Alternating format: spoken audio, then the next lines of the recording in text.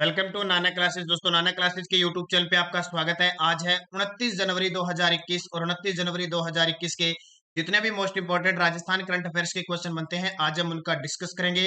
पूरा वीडियो ध्यान से देखना और लास्ट में मैं आपसे क्वेश्चन पूछूंगा जिनके जवाब आपको कमेंट बॉक्स में देने। दोस्तों, वीडियो अच्छा लगे लाइक कर देना, शेयर कर देना। अगर आप चैनल पे नए हैं तो इसको सब्सक्राइब कर लेना और इसके पास लगे बेल आइकन के घंटे को दबा लेना ताकि जो भी वीडियो अपलोड हो आप तक उसका नोटिफिकेशन पहुंच के। तो स्टार्ट करते हैं आज के इंपॉर्टेंट क्वेश्चन। जल्दी से वीडियो को शेयर कर दो, लाइक कर दो।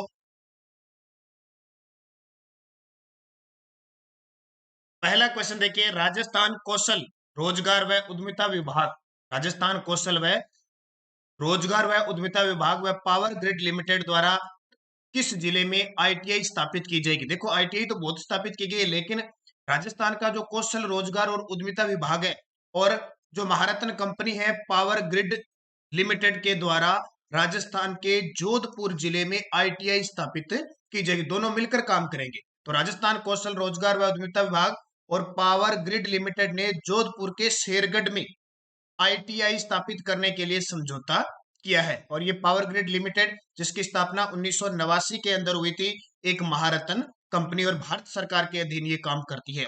अब बात आया जोधपुर और कौशल रोजगार उद्यमिता विभाग। हमारा जो राजस्थान के अंदर बेरोजगारों और युवाओं को कौशल प्रदान करता है, इसके लिए स्पेशल जोधपुर में, स्पेशल जयपुर में, जामडोली जयपुर में विश्वविद्यालय खोला गया है। पहला स्किल विश्वविद्यालय खोला गया है, आपको पता होगा, जिसके पहले कुलपति के ललित जो पंवार थे वो थे। अब बात आती है जोधपुर की। स्टैटिक जीके में जोधपुर की बात करें तो ये है हमारा राजस्थान, और राजस्थान में ये नक्शा देख सकते हो आप जोधपुर का, और ये अलग से देख सकते हो जोधपुर। खासियत जोधपुर की, 1459 में राव जोधा ने जोधपुर शहर बसाया और यही मेहरानगढ़ दुर्ग का निर्माण करवाया। इसे सूर्य नगरी कहा जाता है। एक तो सन सिटी, ये बहुत बार एग्जाम में आता है, राजस्थान में सबसे ज्यादा सौर ऊर्जा की संभावना है। इसे ब्लू सिटी कहा जाता है। ब्लू सिटी यानी नीला शहर। लगातार 2 सालों में 2 बीएसटीसी के एग्जामों में ये क्वेश्चन आया था। थार का प्रवेश द्वार, थार थार मरुस्थल का प्रवेश द्वार किसे कहा जाता है? जोधपुर को कहा जाता है। इसके अलावा इसे मारवाड़ की राजधानी कहा जाता है। मारवाड़ की राजधानी, ये बहुत इंपॉर्टेंट है। करंट के साथ साथ ये चीजें आपके लिए बेहद फायदेमंद होगी। मारवाड़ की राजधानी और राजस्थान की प्रशासनिक राजधानी भी किसको कहते हैं? जोधपुर को कहा जाता है। इसके अलावा देखिए, जोधपुर राजस्थान का क्षेत्रफल की दृष्टि से जैसलमेर और बाड़मेर और बीकानेर के बाद चौथा बड़ा राज्य है। ये चौथा बड़ा जिला है, क्षेत्रफल की दृष्टि से चौथा बड़ा जिला है। और जयपुर में नगर निगम कितने हैं? 2, ध्यान रखना। पहले एक ही था, अब 2 हो गए। और 2011 की जनगणना, ये जन 2011 से यहाँ पे पुलिस कमिश्नर प्रणाली लागू है, ये भी ध्यान रखना।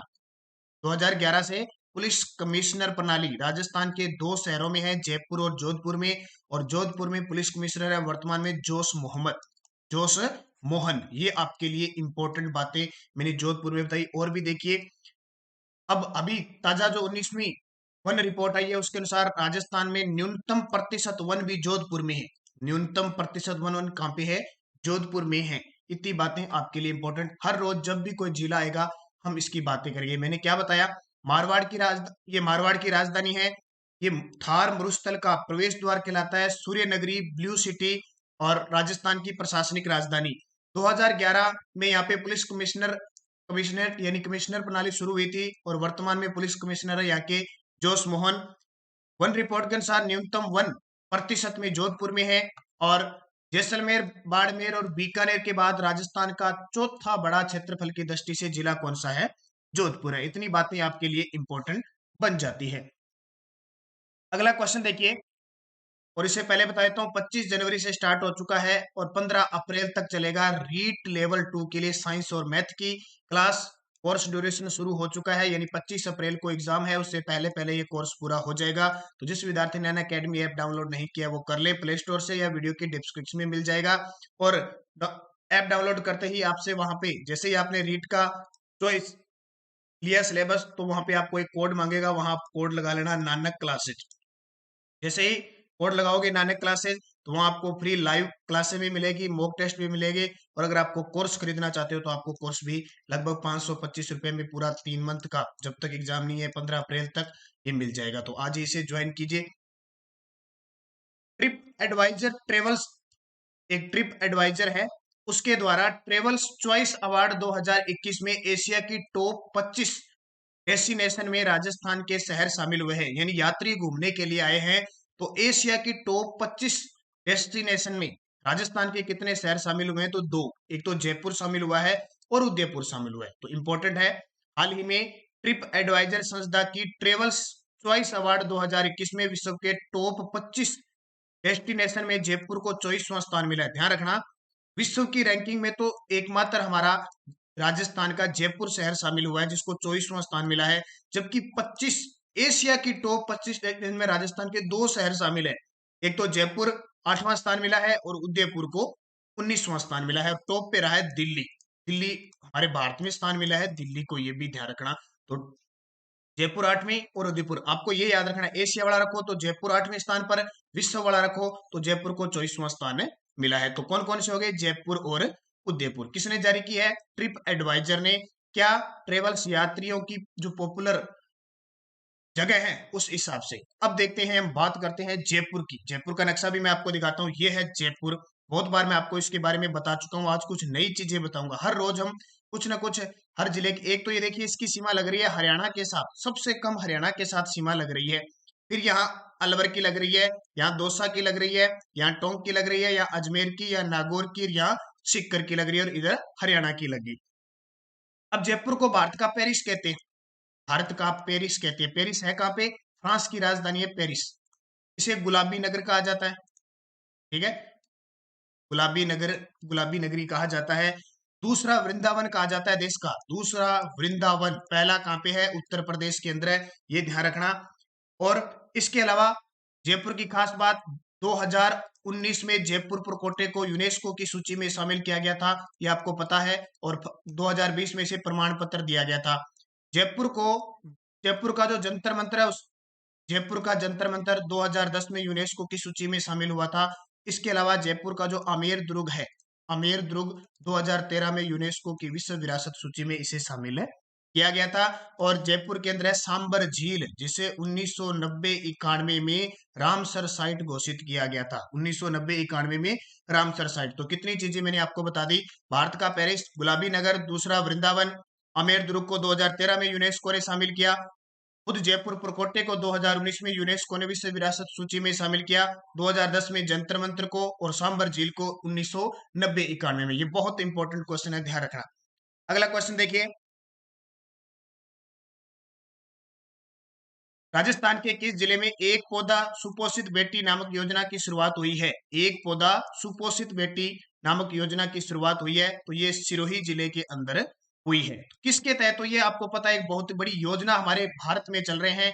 22 जनवरी 2015 को बेटी बचाओ बेटी पढ़ाओ योजना चल रही है, जिसके तहत हर जिले, हर राज्य के अंदर कोई ना कोई बेटी पर योजना चलती रहती है। तो सिरोही जिले के जिला कलेक्टर भगवती प्रसाद द्वारा बेटी के जन्म पर सहजन पौधा लगाया जाएगा। यानी बेटी के जन्म पर क्या लगाया जाएगा?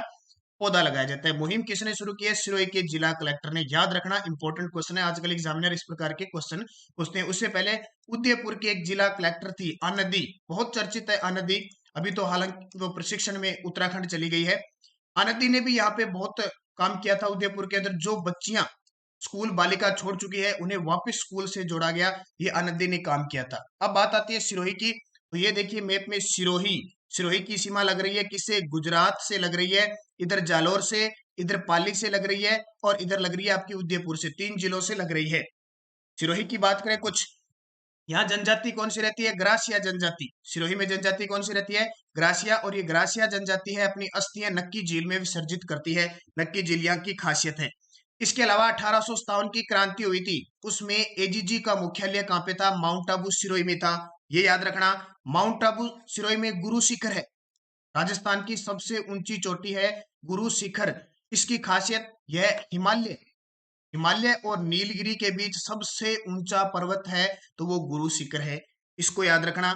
एक इतिहासकार का नाम सुना है आपने? हीराचंद ओझा, गौरी शंकर हीराचंद ओझा का नाम सुना है? उनका जन्म सिरोही के रोहिड़ा गांव में हुआ था। ये क्वेश्चन बहुत बार एग्जाम में आया हुआ है, और इन्होंने सिरोही का इतिहास लिखा था। एक राजस्थान के गांधी गोकुल भाई भट्ट, राजस्थान के गोकुल भाई भट्ट, इनका जन्म हुआ था सिरोही के हाथल गांव में, सिरोही के हाथल गांव में 26 जनवरी 1950 को राजस्थान एकीकरण के छठे चरण में सिरोही को मिलाया गया था, और जो अबू देलवाड़ा है उसको 1 नवंबर 1956 को मिलाया गया। तो इतनी बातें आप सिरोही के बारे में ध्यान रखोगे। अगला क्वेश्चन देखिए, राजस्थान के किन बॉर्डर होमगार्ड के जवानों को गृह मंत्रालय द्वारा नागरिक सुरक्षा वीरता पदक से सम्मानित किया गया? राजस्थान के 2 बॉर्डर होमगार्ड के जवान जिन्हें गृह रक्षा और नागरिक सुरक्षा वीरता से गृह मंत्रालय द्वारा सम्मानित किया गया। गृह मंत्रालय की बात आई है तो गृह मंत्री कौन है हमारे देश के? तो हमारे देश के जो गृह मंत्री हैं वो है अमित शाह। कौन कौन से हैं? एक तो केवल सिंह है और एक भवानी सिंह है। तो सही उत्तर हो जाएगा ए और बी दोनों। तो केवल सिंह, दोनों की मृत्यु हो चुकी है, शहीद हो चुके हैं। केवल सिंह सरिस्का अलवर में, सरिस्का अभयारण्य है ना वहां पे, ड्यूटी के दौरान अवैध खनन बजरी माफिया से संघर्ष करते हुए 26 जुलाई 2020 को उन्होंने प्राण त्याग दिए थे। और एक भवानी सिंह, इन्होंने भी दौसा में अवैध बजरी खनन माफिया से संघर्ष करते हुए प्राण त्याग दिए थे। तो इन दोनों शहीद हो चुके हैं। इनको शहीद होने के बाद गृह मंत्रालय द्वारा नागरिक सुरक्षा वीरता पदक से सम्मानित किया गया। तो एक बहुत ही बड़ी बात है। ये बजरी माफिया खनन माफ जो है ना, ये वो राजस्थान में बहुत बड़ी समस्या बनी हुई है। आपके बता रहे इस पे जल्द ही अभी खनन नीति आने वाली है। अगला क्वेश्चन देखिए, राजस्थान पाकिस्तान के सीमावर्ती क्षेत्रों को रोशन करने के लिए लगभग कितनी क्षमता का ultra mega renewable energy power park स्थापित किया जाएगा? भारत और पाकिस्तान की सीमा आपको पता है रेड क्लिफ रेखा 1070 किलोमीटर है।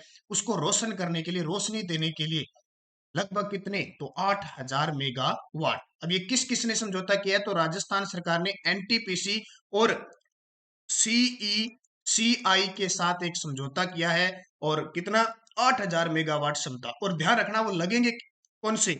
नवीकरणीय संसाधन, जो गैर परंपरागत ऊर्जा स्रोत है ना, जो अक्षय ऊर्जा निगम के तहत आते हैं, जैसे सौर ऊर्जा, पवन ऊर्जा, बायोमास, इनके संयंत्र लगेंगे। ध्यान रखना।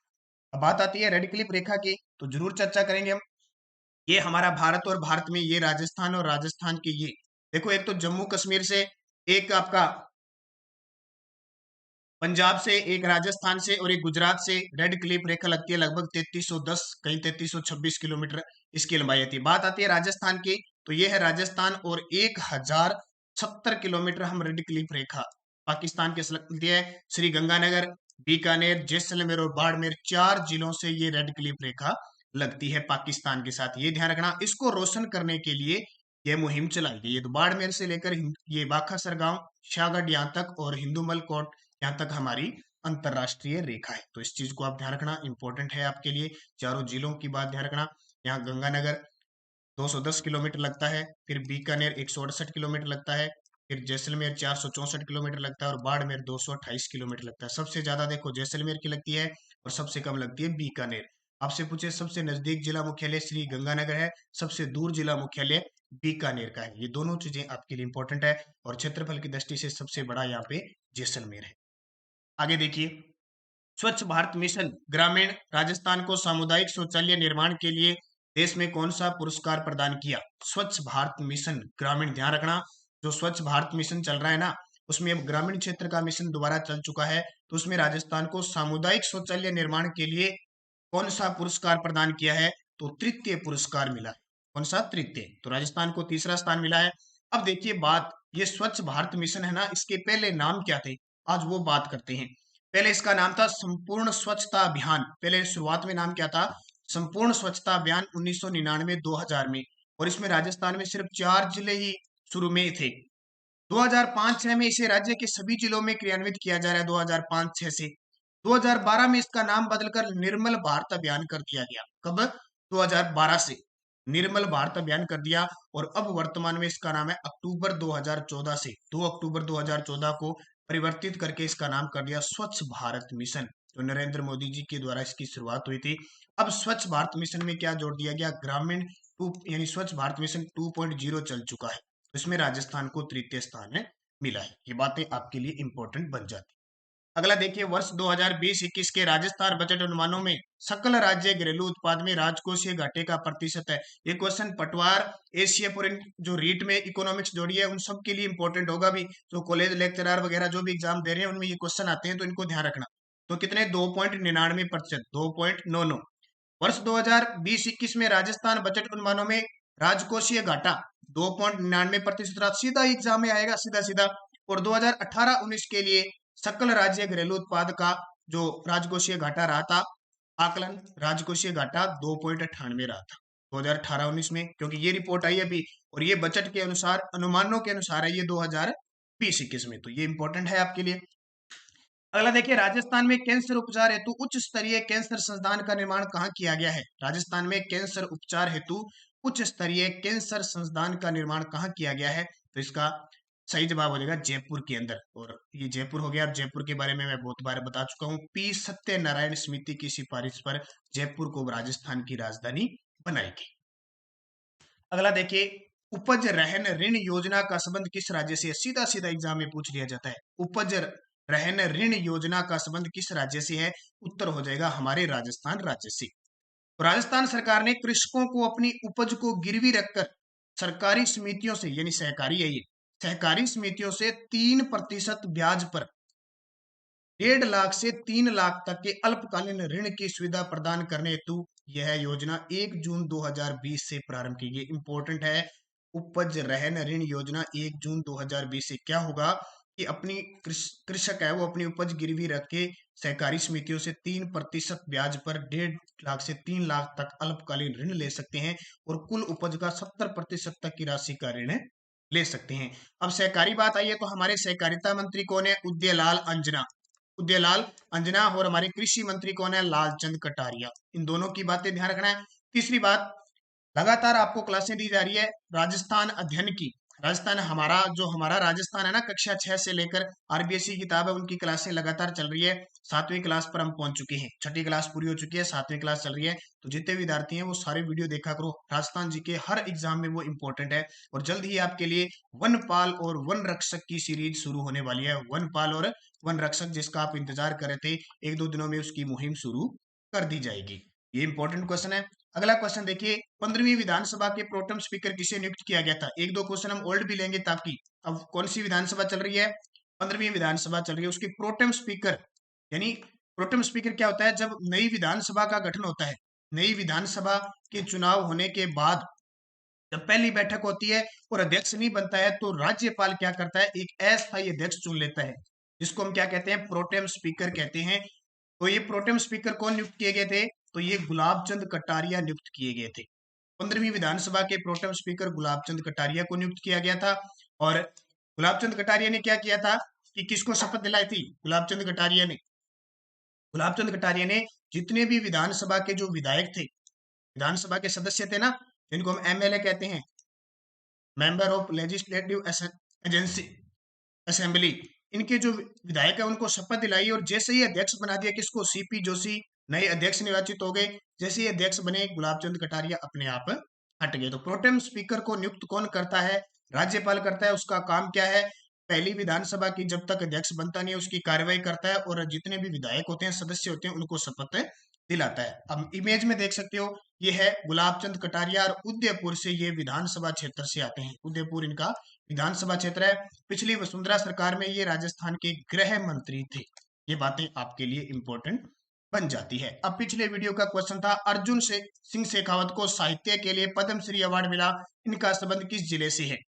अर्जुन सिंह शेखावत को साहित्य के लिए, क्योंकि आपको पता है 3 पद्मश्री अवार्ड मिले, तीनों इंपॉर्टेंट है, एग्जाम में आएंगे। तो इनका संबंध कहां से है? तो इनका संबंध है पाली से। कहां से है? पाली जिले से ये संबंध रखते हैं। एक क्वेश्चन था, रामदेव पशु मेला किस जिले में पड़ता है? रामदेव पशु मेला, तो बहुत सारे विद्यार्थियों ने रामदेव मेले के हिसाब से जैसलमेर दे दिया था। ध्यान रखना, नागौर में, मानासर नागौर में रामदेव पशु मेला पड़ता है। ये ध्यान रखना, इंपॉर्टेंट है आपके लिए। अब वीडियो के लास्ट में मैं आपसे क्वेश्चन पूछता हूं जिनके जवाब आपको कमेंट बॉक्स में देने हैं। ऑपरेशन क्लीन स्वीप किस शहर से संबंधित है? कल ही मैंने बताया था operation clean sweep Jodhpur, Jaipur, Sikar, Udaipur. और एक क्वेश्चन, राजस्थान में वर्तमान में कितने नगर निगम हैं? कितने नगर, बहुत इंपॉर्टेंट है, आने वाले एग्जाम में पक्का आएगा। 5, 6, 7, 10, दोनों के जवाब आपको कमेंट बॉक्स में देने। और एक क्वेश्चन, आप यस्टरडे डॉज क्या थी? राजस्थान हाईकोर्ट के प्रथम मुख्य न्यायाधीश कौन थे? कमलकांत वर्मा थे, ध्यान रखना। और हमारे देश के पहले मुख्य न्यायाधीश कौन थे? हीरालाल जे कानिया। पश्चिम बंगाल में विधानसभा सीटें कितनी है? 294। ये बहुत इंपॉर्टेंट आंकड़ा है भी आपके लिए। और मदुरई शहर किस नदी के किनारे है? वेगन नदी के किनारे। त्योहारों का शहर कहते हैं, तमिलनाडु के अंदर है। लाल किले का निर्माण किसने करवाया? शाहजहां ने, मुगल बादशाह शाहजहां ने। और यूनेस्को का मुख्यालय कहाँ पे है? पेरिस के अंदर। तो ये सारी इंपॉर्टेंट बातें। अब आपके लिए वापस क्वेश्चन छोड़ के जाता हूं मैं। नेक्स्ट डोज, अमेरिका के 46वें राष्ट्रपति कौन बने? बहुत इंपॉर्टेंट है। कांग्रेस की स्थापना कब हुई? इसका जवाब देना है। राजस्थान विधानसभा की प्रथम महिला अध्यक्ष कौन थी? राजस्थान विधानसभा की प्रथम महिला अध्यक्ष कौन थी? और राजस्थान के वर्तमान गृह मंत्री कौन है? ये इंपॉर्टेंट है। और पटना किस नदी के किनारे और किस राज्य की राजधानी है? पांचों क्वेश्चनों के जवाब आपको कमेंट बॉक्स में देना है। और वीडियो को लाइक कर देना सारे विद्यार्थी, जाते जाते शेयर कर देना अगर आपने नहीं किया है। और इसकी पीडीएफ आपको हर रोज टेलीग्राम पर नानक क्लासेस स्टडी अड्डा ग्रुप में प्राप्त हो जाती है। ये थे आज के मोस्ट इंपॉर्टेंट क्वेश्चन। सुबह 7 बजे हमारी ये करंट अफेयर्स की क्लास आपको हर रोज मिलेगी, ताकि आप बढ़िया तरीके से पढ़ते रहो और बाकी क्लासें भी आप लेते रहो। तो धन्यवाद। जय हिंद, जय भारत।